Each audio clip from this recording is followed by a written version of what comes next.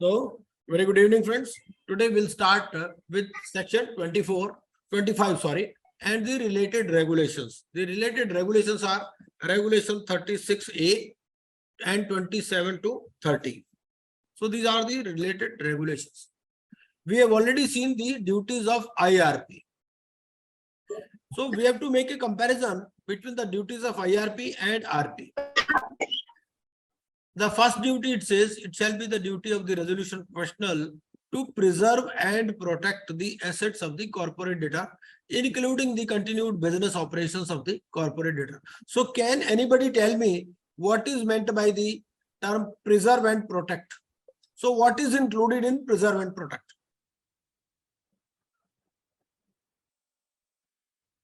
So preservation basically means that no loss is occurred to the assets of the corporate debtor.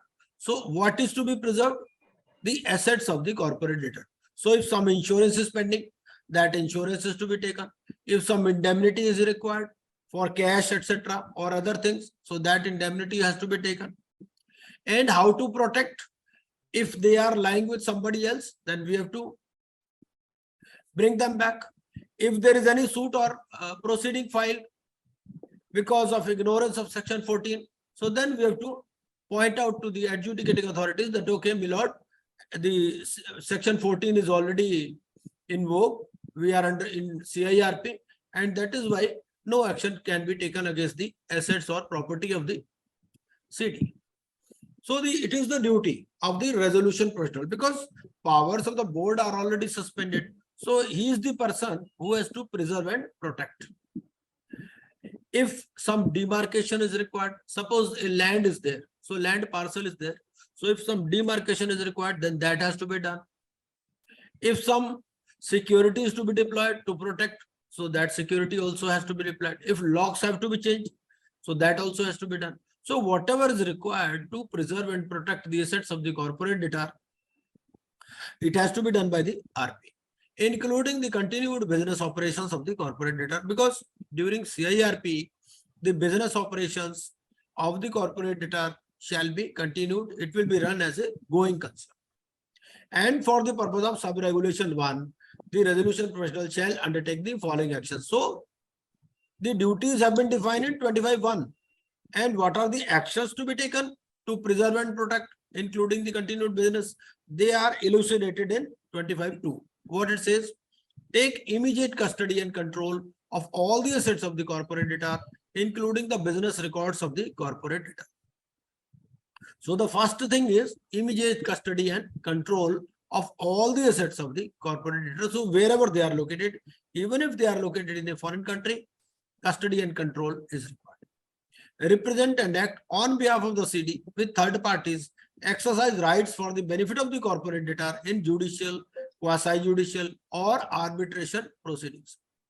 So now, if there are some judicial, quasi-judicial, or arbitration proceedings, so who has to represent? He is the person. He will be representing and acting on behalf of the CD, because CD is still, it is still a going concern. So on behalf of the CD, instead of the board of directors, this person will go. This person will represent in the proceedings, judicial, quasi-judicial, or arbitration. Raise interim finances subject to the approval of the committee of creditors under section 28. Normally, under section 28, COC authorizes the RP to raise interim finance up to a certain level, and beyond that, they say that, okay, you obtain our approval. So this interim finance, which is required for running the corporate debtor as a going concern, this has to be arranged by the RP. Then appoint accountants, legal, or other professionals in the manner as specified by the board. So for this, regulations are there that how the accountants, legal, or other professionals are to be employed, how they are to be appointed. So what is the criteria regarding independence of such accountants, legal, or other professionals? If there is some existing staff of the CD, whether help can be taken from that staff, and still more accountants can be employed. So what is the criteria and the manner that is given in the regulations? Then he has to maintain an updated list of claims. So whenever there is a new claim, whenever there is any updation to the claim due to more documents being submitted, so he will maintain an updated list of claims.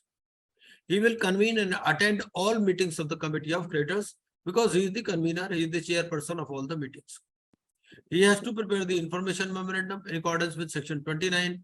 Information memorandum, we have already seen, is a document like a prospectus, which contains the information regarding the assets and the liabilities, which help the prospective resolution applicant in taking a decision regarding the company he is aspiring to take over.